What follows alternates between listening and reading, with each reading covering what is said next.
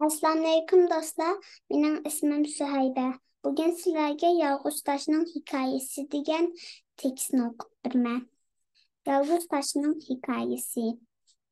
Taş da öyle dedi ki maymaq taş özünü belkiler yalğız his qildikan.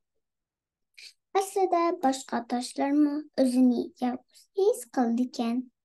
Buningdan hammasini belkiler içi pushib turdikan. Maymaq taşının kallasiga tuyuqsiz bir amal kepti. U sal yiroqda turgan bir uzun taşning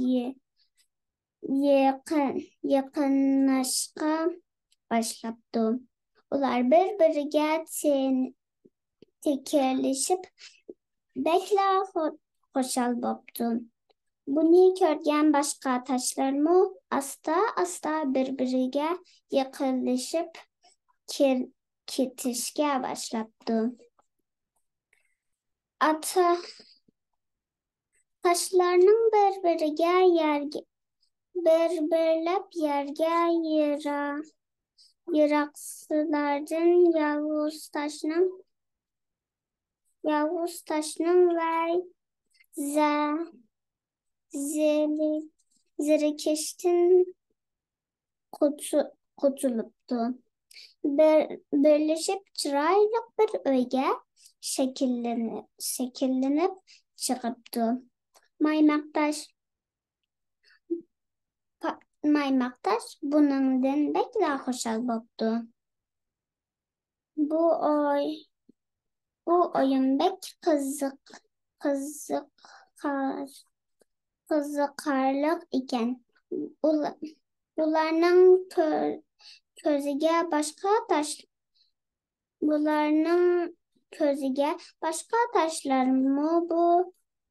bu o'yinga qo'shilibdi. Buning bilan uyning yeniga bir daraxt kepti. Yaman maymaq tash.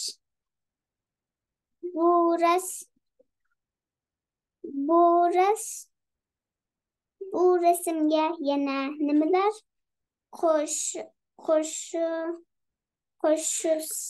bo'lar deb so'rabdi. Bu savolning javobi bir velpisit ekan. Velpisit bo'pti. Bu maymaq tash xushalliqdan yaxshi, intayin yaxshi qilyapsizlar debdi. Lekin yana bir narsa kamdek qiladi. Resimdagi kam narsa aslida bir balo ekan.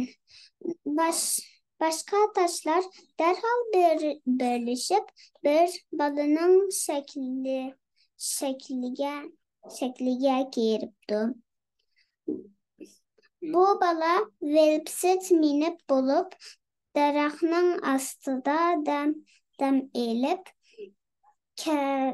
kech bo'lganda uyga qaytadigan. Daraxt soyasi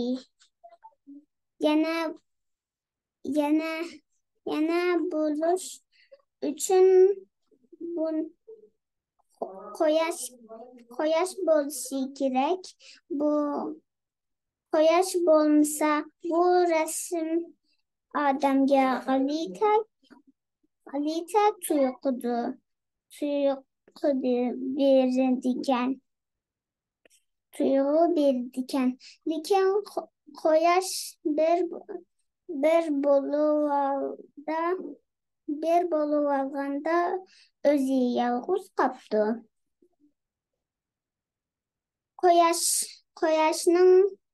Quyoshning odashi bo'lib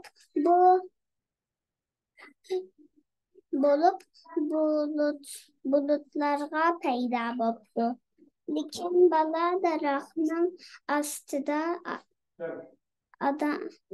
orom olg'icha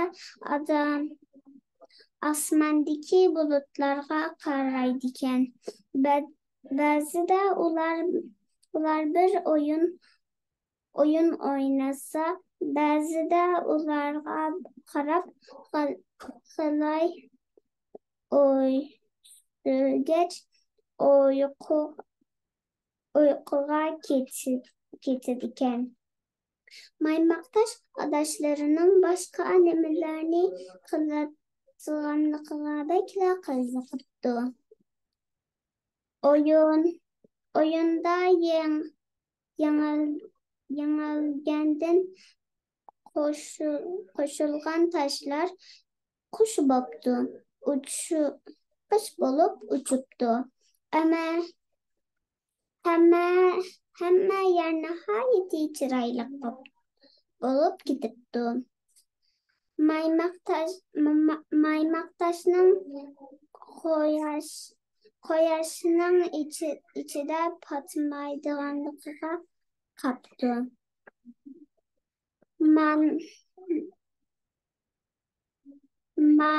Maymaktaş lekin ende küçük bir balının hemlisini yok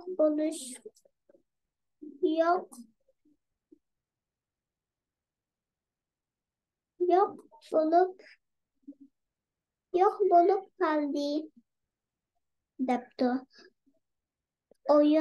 Oyunga koşulganı saklap oturgan başka taşlarga derhal bir omak it şekliga keripti. Hoş,